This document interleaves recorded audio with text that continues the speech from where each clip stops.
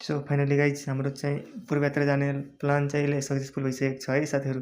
हामी चाहिँ पूर्व यात्रामा जानको लागि 3 महिनादेखि नै पूर्व यात्रा जाने भनेर प्लानहरू बनाइराखेको थियौँ, तर केही कारणवश सक्सेसफुल हुन सकेको थिएन। तर अहिले चाहिँ हाम्रो प्लान चाहिँ सक्सेसफुल भइसकेको छ है।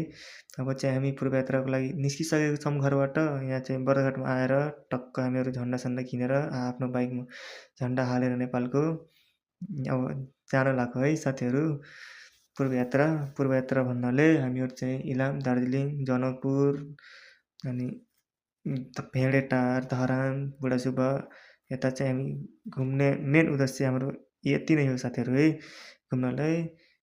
त्यही भएर हामी चाहिँ निस्किसकेका छौँ घरबाट हेर्नु।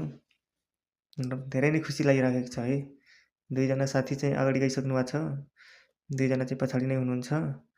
यो चाहिँ हाम्रो बर्दघाट हो। हेर्नु त यति राम्रो बर्दघाट छ हाम्रो दाउन्नेको काखमा बसेको हाम्रो यो बर्दघाट यति राम्रो छ।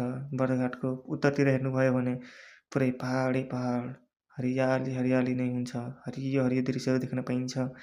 बर्दघाटको उत्तर साइड, दक्षिण साइडतिर हेर्नुभयो भने पुरै खेत हुन्छ है, तराई नै छ। हाम्रो चाहिँ यो बर्दघाट हो है।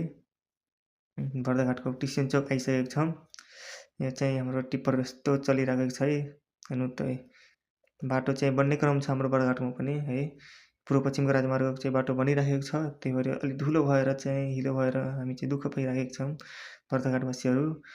बट अब जे होस् चाँडै बन्छ यो बाटो पनि। हेर्नु त हाम्रो साथीहरू पुरा झन्डा लिएर गइराख्नु भएको छ बाइकमा। यो चाहिँ हाम्रो टिस्यन चोक सरर। अब हामी चाहिँ पहाडमा लाग्यौँ है साथीहरू। यो चाहिँ दाउन्नेको उकालो बाटो अब आउन लाग्छ। यसमोड चढ्ने अनि दाउन्नेको उकालो आउँछ। धेरै नै ह्याप्पी छौँ जानको लागि। पूर्व यात्रा भन्दै थियौँ। यो पूर्व यात्रा हाम्रो सक्सेसफुल भएकोले सबजना हामी चाहिँ ह्याप्पी छौँ जहाँ गइरहेछौँ भनेर। बाटो पनि यति राम्रो बनाइदिएको छ। हेर्नु त यसमोड राम्रो बनाएको छ यसमोड बाटो। अलि यसमोडभन्दा माथितिर धुलै छ।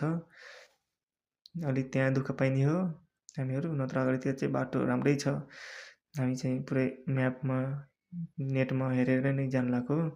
बाटोको अवस्था बुझेर जानु लागेको हामीहरू दुःख पाउने भनेको यही दाउन्नेको बाटोमा हो। धुलो खाने, हिलो त्यस्तै पऱ्यो भने लुट्न पनि सकिन्छ बाइकले। बाइक चिप्लेर गाडीहरू चिप्लिन्छ।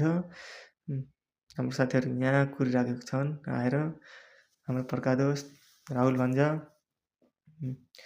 अरू एउटा साथी चाहिँ आइरहेको छन् पछाडि बाइकमा।